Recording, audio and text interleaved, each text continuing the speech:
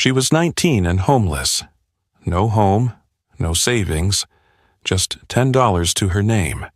And somehow, she spent it on a rusted old structure in the mountains. People laughed. They said she'd be back in town before winter.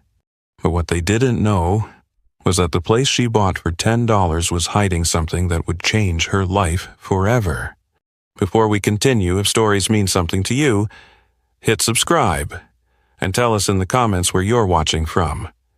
We love seeing how far these stories travel.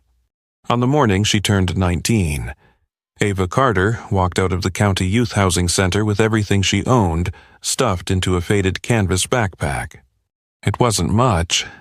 A few shirts, a worn paperback novel her mother once read to her, and $43 folded carefully inside her wallet. The sky above the small Colorado mountain town was the dull gray of early spring, the kind of sky that made the world feel quiet and unfinished. Patches of old snow clung stubbornly to the edges of the parking lot, slowly melting into muddy water. Behind Ava, the heavy metal door of the building clicked shut. It wasn't a loud sound, but it felt final. For 4 years, that building had been her whole world, rules, schedules, shared rooms, and the quiet understanding that none of the kids inside really had anywhere else to go. Now she was legally an adult, which, in practical terms, meant something much simpler. She was on her own. Just before she left, a tired social worker had handed her a thin manila envelope. Something from the probate office, the woman had said. It belonged to your grandfather. Ava hadn't seen him since she was 9, standing at the edge of the gravel driveway. She opened the envelope slowly, expecting paperwork, maybe a forgotten photograph. Instead, she found a short legal letter and a hand-drawn map leading to a small piece of land in the mountains. At the bottom of the page was a single line that made her pause. To claim the property, the letter said, she would only need to pay $10 in unpaid taxes. $10 for someone who had nowhere to go. That strange little sentence suddenly felt like the beginning of something. For a long time, Ava Carter just stood there at the end of the gravel driveway, holding the letter in her hands while the cold wind slipped through the sleeves of her thin jacket. $10.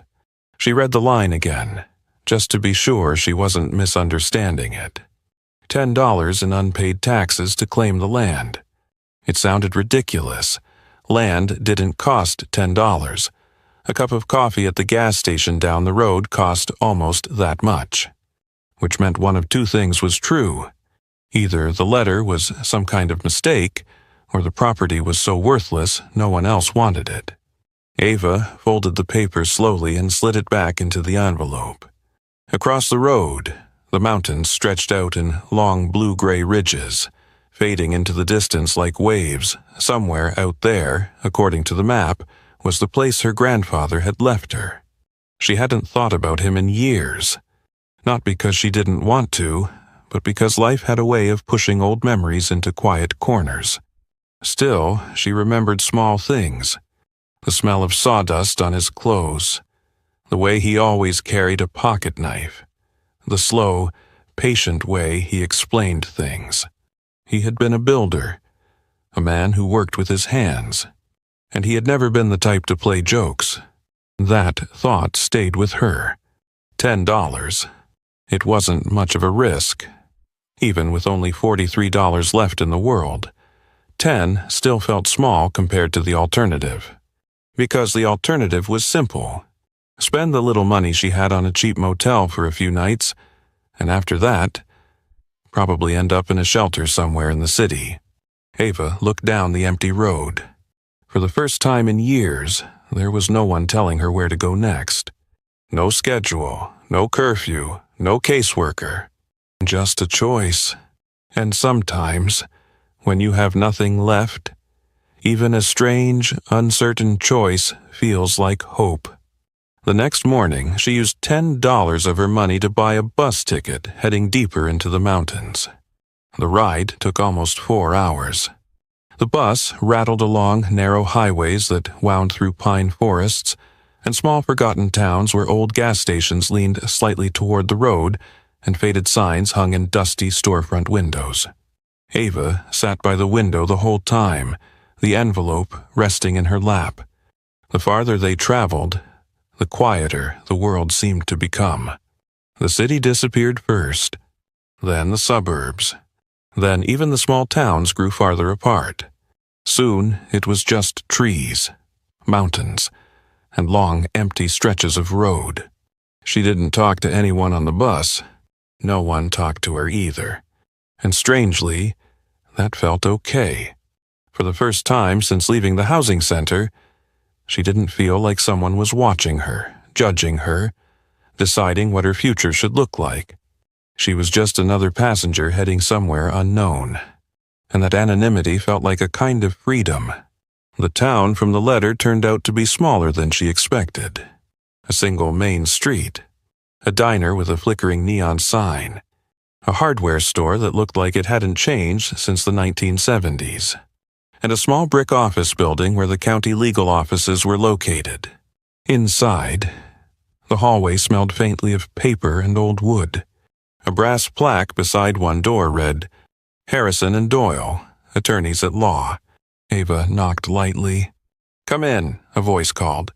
Inside the office sat an older man with silver hair and round glasses perched low on his nose. Papers were stacked neatly across his desk, and behind him a tall bookshelf sagged under the weight of old legal books. He looked up as she entered. "You must be Miss Carter," he said gently. Ava nodded, suddenly aware of how young she must look standing there with her backpack. "I received the letter," she said. The lawyer studied her for a moment before gesturing toward the chair across from his desk. "I wasn't sure you would come," he admitted. "Why not? Most people don't bother with properties like that." He opened a folder and pulled out a thick set of documents. "Your grandfather purchased the land nearly 30 years ago," he explained. "It has no utilities, no road access, and no registered structures on record." He slid the paperwork across the desk. "If you choose to claim it, the transfer fee and back taxes come to exactly $10. Ava reached into her pocket and placed a slightly wrinkled $10 bill on the desk. The lawyer looked at the bill, then back at her.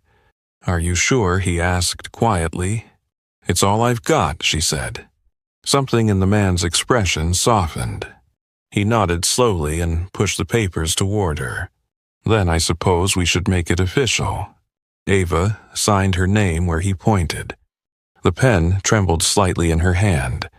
When she finished, the lawyer closed the folder and slid something heavy across the desk toward her.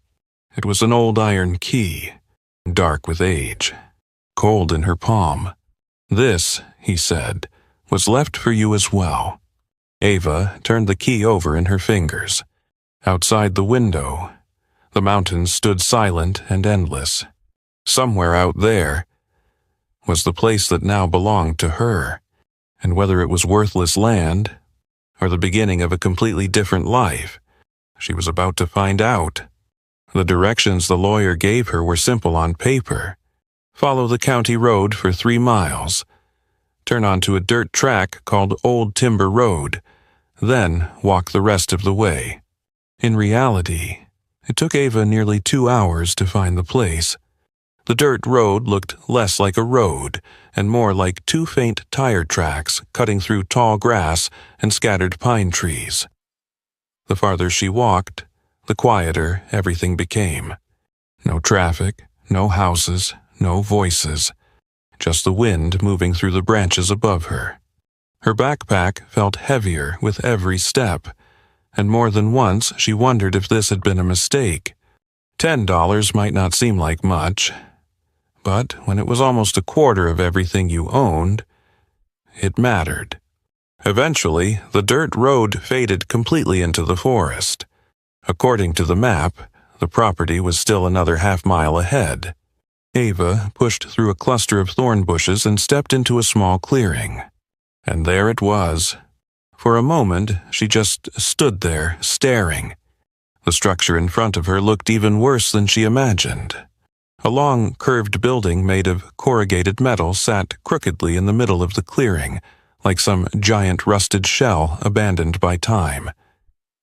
The metal walls were stained orange and brown, where years of rain had eaten through the surface. Weeds grew all the way up to the sides. A few broken windows stared back at her like empty eyes. This was the property she had just bought. Ava let out a quiet breath she hadn't realized she'd been holding. "Well," she murmured to herself, "guess this is home." She walked slowly around the building. The place looked like it had been forgotten for decades. The ground was soft and uneven beneath her boots, and small saplings had begun growing near the edges of the structure as if the forest itself was trying to reclaim it. At the front, 2 large metal doors were chained together with a thick, rusted lock. Ava reached into her pocket. The old iron key the lawyer had given her felt surprisingly heavy in her hand. For a moment she hesitated. A strange thought crossed her mind. What if the doors didn't open? What if the key didn't work? What if this entire trip had been nothing more than chasing a ghost? She pushed the thought away and slid the key into the lock. At first, nothing happened. The metal resisted. The key refused to turn. Ava frowned and tried again, twisting harder this time. For a second it felt like it might snap. Then suddenly, clunk! The lock gave way with a loud metallic snap that echoed across the clearing. The chain slipped loose and fell against the doors with a hollow clang. Ava's heart began beating faster. She grabbed one of the handles and pulled. The door groaned as it opened, the hinges shrieking in protest after years of disuse. Cold, stale air spilled out from the darkness inside. For a moment, Ava couldn't see anything. The interior was enormous and completely shadowed. A single beam of late afternoon sunlight slipped through a narrow crack in the roof, cutting through the dust-filled air like a spotlight. She stepped cautiously inside. Her footsteps echoed across the concrete floor. The place was much bigger than she expected, an empty, curved cavern of metal walls and silence. There was no furniture, no tools, no sign anyone had been there for years. Ava's shoulders sank slightly. Maybe the lawyer had been right. Maybe the land really was worthless. She took a few steps farther into the building, her eyes slowly adjusting to the dim light. That's when she noticed it. Something sitting directly in the middle of the floor, right inside that single beam of sunlight. A wooden crate, small, old, and completely out of place in the empty building. Ava frowned and walked toward it slowly. Her footsteps echoed softly across the concrete. The crate looked ancient, and the wood darkened by age and dust. Thick rope handles hung from the sides, and the lid had long since disappeared. She crouched beside it and brushed away a thin layer of dirt. Inside were rows of glass jars, the kind people used for canning vegetables. At first she thought they were empty. Then she lifted one. It was heavier than she expected. Much heavier. Ava held it up toward the light. Inside the jar were tightly rolled bundles of paper, stacked one on top of another. Her brow furrowed. Carefully, she unscrewed the lid. The smell of old paper drifted out. She slid one bundle free and unrolled it dully. Green paper spilled into her hands. $20 bills. Dozens of them. Ava froze. Her mind refused to process what she was seeing. She grabbed another jar, and another. Every single one was filled with tightly packed bundles of cash. Her hands began to shake. She sat down heavily on the cold concrete floor, staring at the crate as the reality slowly settled over her. There were at least a dozen jars inside, maybe more, each one filled with money. More money than she had ever seen in her entire life. The quiet building suddenly felt different. Not abandoned. Not empty. but waiting.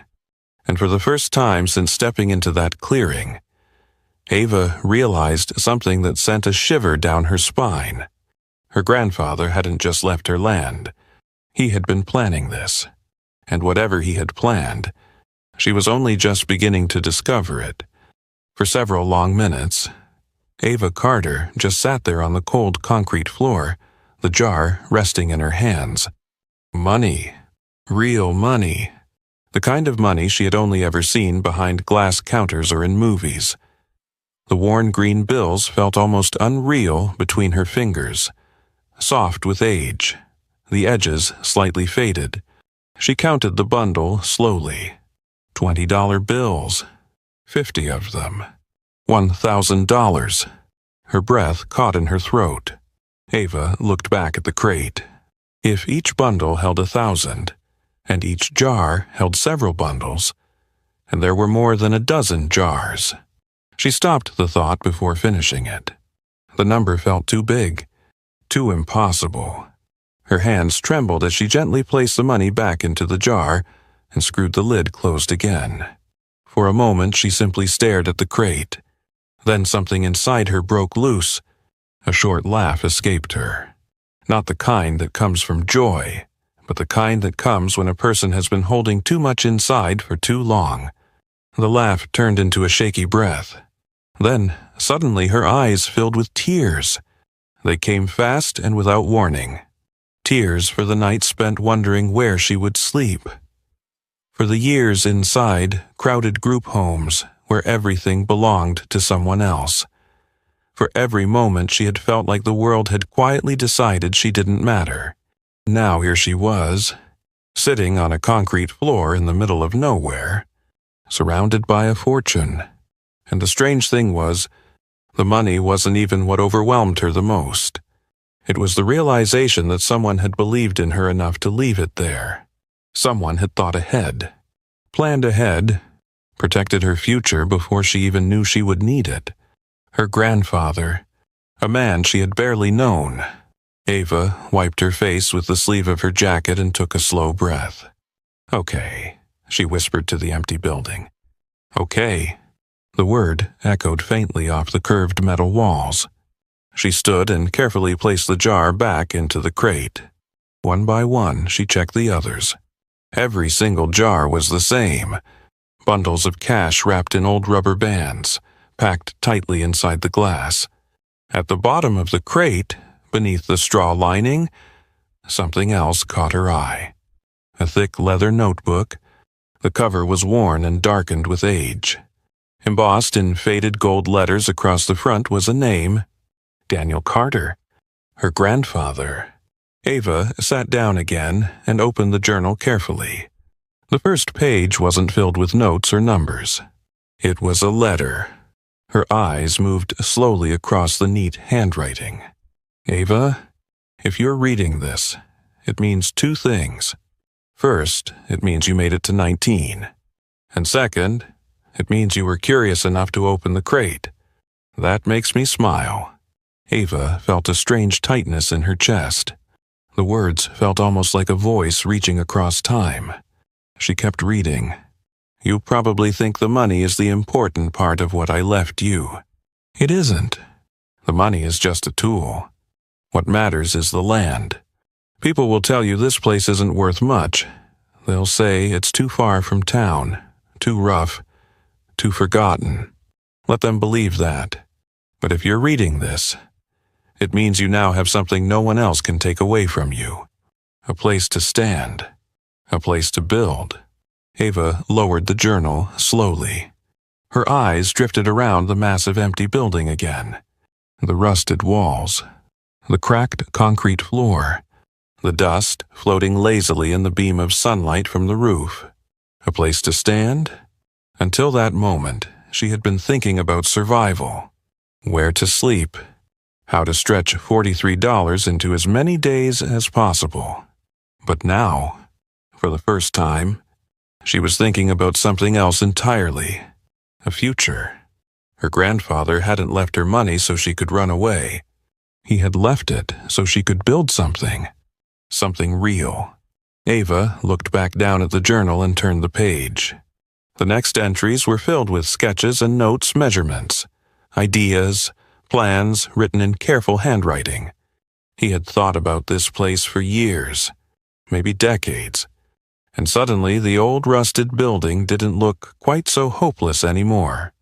It looked like a beginning. Outside, the sun was already dipping lower behind the mountains. The forest around the clearing had begun to grow quiet as evening crept in. Ava closed the journal gently and placed it back into the crate. Then she stood and walked toward the open doorway. The cold mountain air brushed against her face. For the first time since leaving the housing center, she didn't feel lost. She didn't feel like someone drifting through the world without direction. She had something now. Land. A shelter. A chance. And as she looked back at the rusted building behind her, a small determined smile appeared on her face. Because suddenly the place didn't look abandoned anymore. It looked like home waiting to be built. The first night Ava Carter spent on the property was colder than she expected. When the sun finally disappeared behind the mountains, the temperature dropped fast.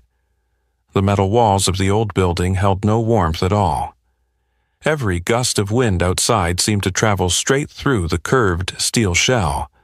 She had no sleeping bag, no heater, only the thin jacket she was wearing and a small blanket she had stuffed into her backpack months ago. Ava gathered a pile of old canvas tarps she found in the corner and laid them across the concrete floor. It wasn't comfortable, but it was enough to keep the cold from creeping up through the ground. Then she sat there in the dim, fading light, listening. The forest had its own language at night. Branches creaked. Wind whispered through the pine trees. Somewhere in the distance an owl called once. Then again. For a moment, fear pressed against her chest. She was 19 years old, alone in the mountains, sleeping inside a rusted building she had just discovered a few hours ago. A year ago, the thought would have terrified her. But something about the place felt different. Not safe exactly, but honest. No locked doors, no schedules, no strangers deciding what her life should look like. Just silence, and at possibility. Ava pulled the blanket tighter around her shoulders and looked toward the wooden crate sitting quietly in the corner. The money was still there. She had moved it away from the sunlight and covered it with an old tarp, almost instinctively protecting it. It didn't feel like something to spend. It felt like something to guard. Her grandfather's journal rested beside it, before lying down. Ava opened the journal again and read a few more pages by the light of her phone. Most of the entries were simple notes, measurements, sketches, plans for improvements to the structure. He had written about reinforcing the roof, adding insulation, building interior walls. It wasn't just a shelter he had imagined. It was a home. Eventually, the cold and exhaustion caught up with her. Ava curled up beneath the blanket and drifted into a restless sleep. Morning arrived slowly. A thin beam of sunlight slipped through the crack in the roof and stretched across the floor until it reached her face. Ava blinked awake. For a moment she forgot where she was. Then the curved metal ceiling came into focus above her, and the memory of the crate full of money returned all at once. She sat up quickly. The tarp still covered the crate in the corner. Everything was exactly as she had left it.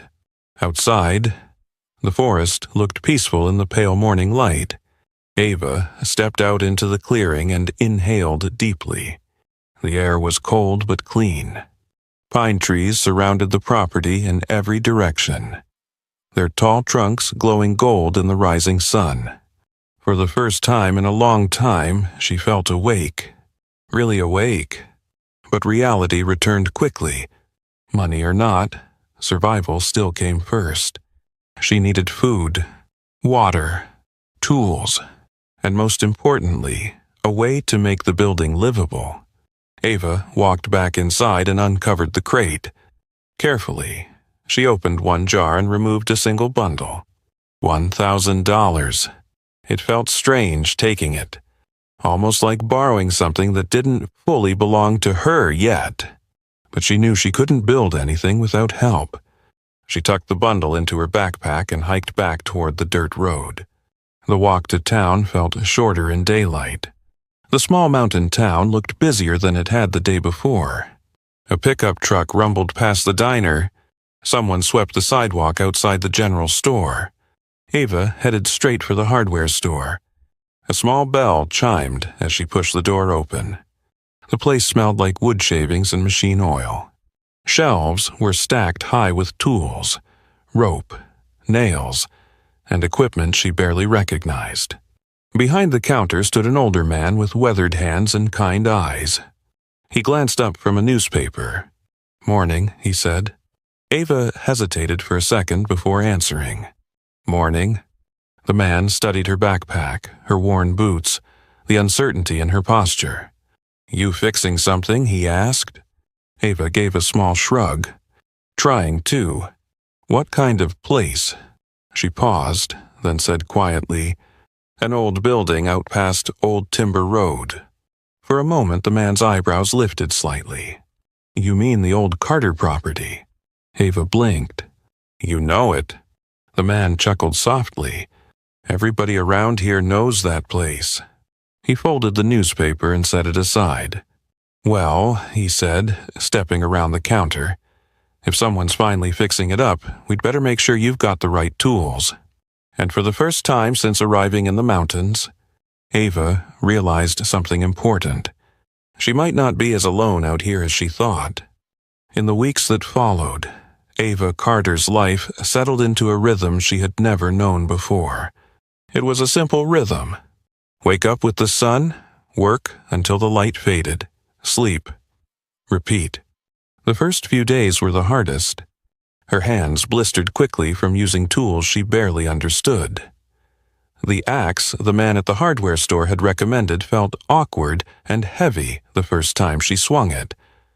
By the end of the first afternoon, her shoulders burned and her palms were raw. But every evening when she stepped back and looked at the clearing, something had changed. The weeds around the building slowly disappeared. The broken branches and fallen logs were stacked neatly into piles for firewood. Little by little, the place began to look cared for. The man from the hardware store turned out to be named Walter Hayes. He had lived in the town his entire life. The second time Ava walked into the shop, he didn't even ask what she needed. He simply nodded toward the back wall and said, "You're gonna want a proper saw if you plan on cutting lumber." Over the next few weeks, Walter became something like an unofficial mentor. He never pried into her past, never asked questions she didn't want to answer.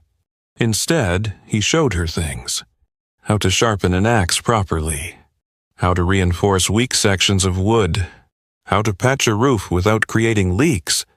Building something isn't about rushing, he told her one afternoon while they stood beside her truckload of supplies.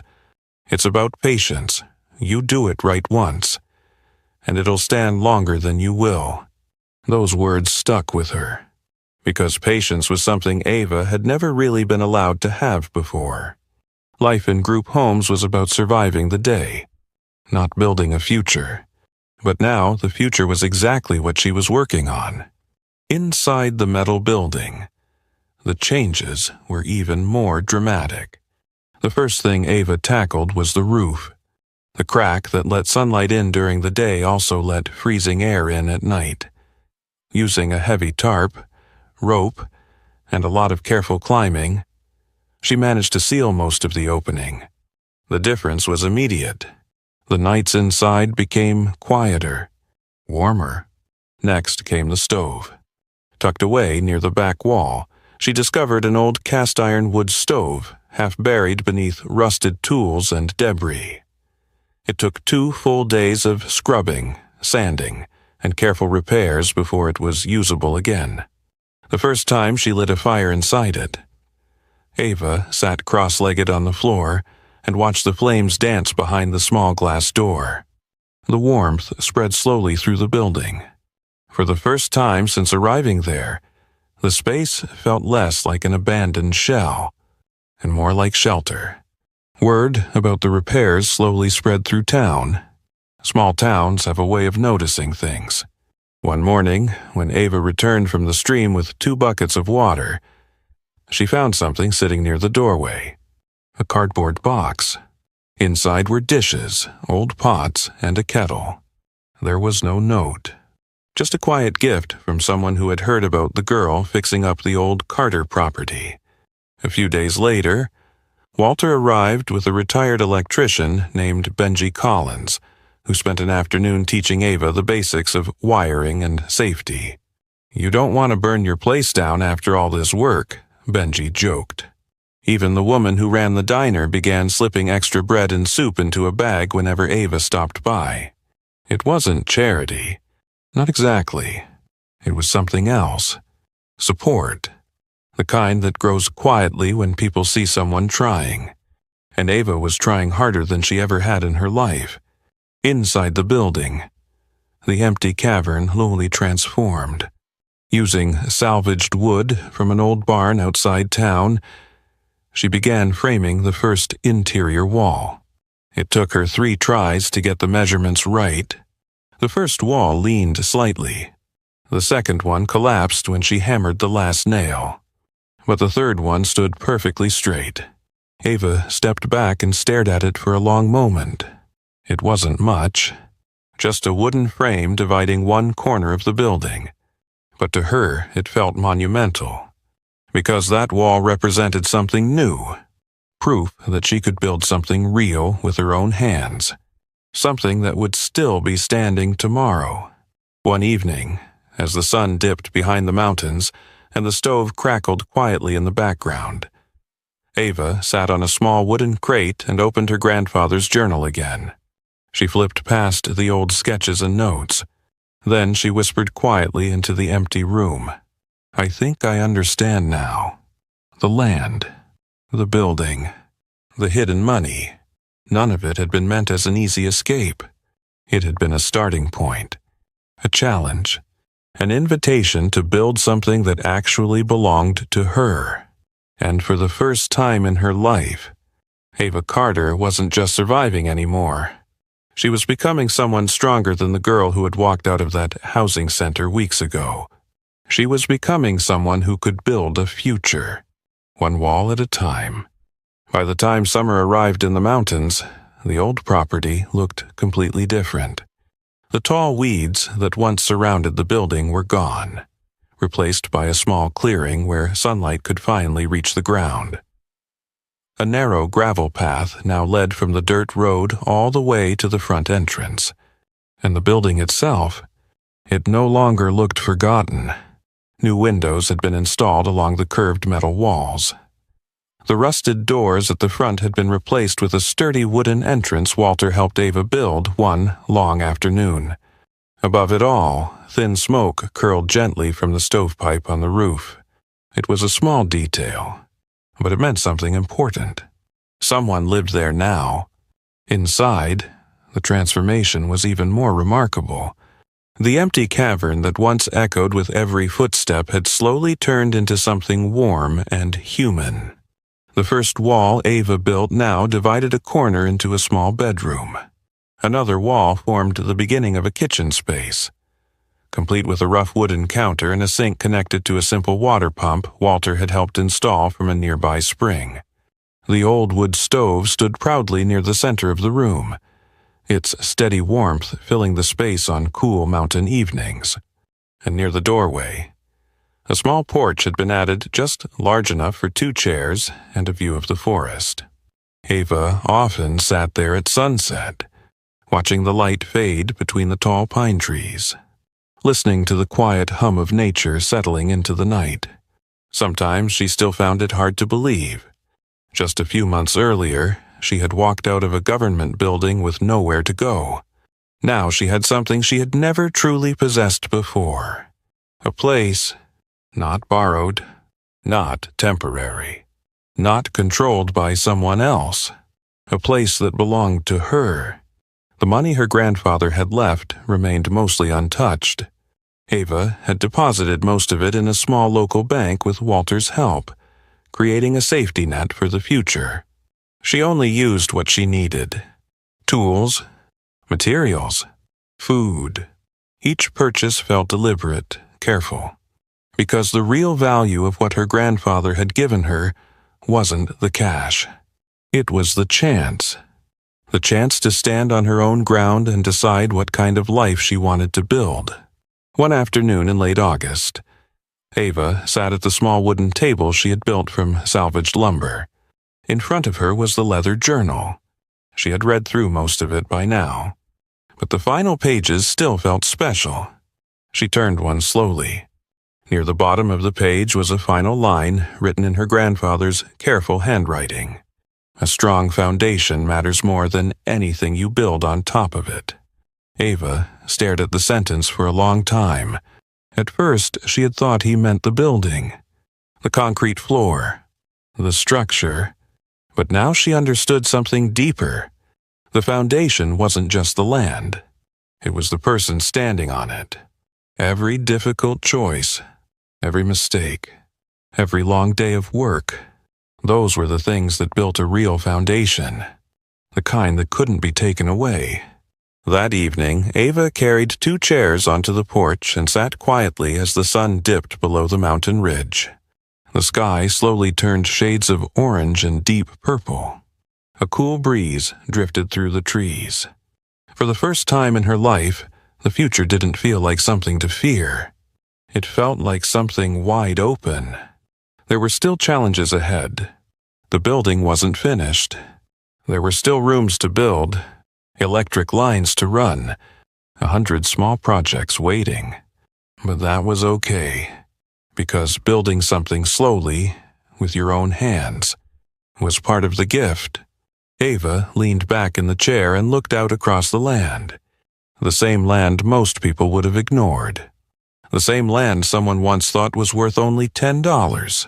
To her, it was worth everything, because it had given her something far more valuable than money. It had given her a place to begin again. And sometimes, that's all a person really needs. If someone had asked Ava Carter a year earlier what her future looked like, she probably would have shrugged. Because when you grow up bouncing between places that never truly belong to you, it's hard to imagine a future that feels solid. But standing there on that small wooden porch in the mountains, Ava finally understood something her grandfather had been trying to teach her all along. Life rarely begins with perfect conditions. Sometimes it begins with almost nothing. A worn backpack, a few dollars, a place most people would overlook. But the value of a beginning isn't measured by what you start with. It's measured by what you choose to build. The rusted building in the clearing wasn't a gift because it was valuable.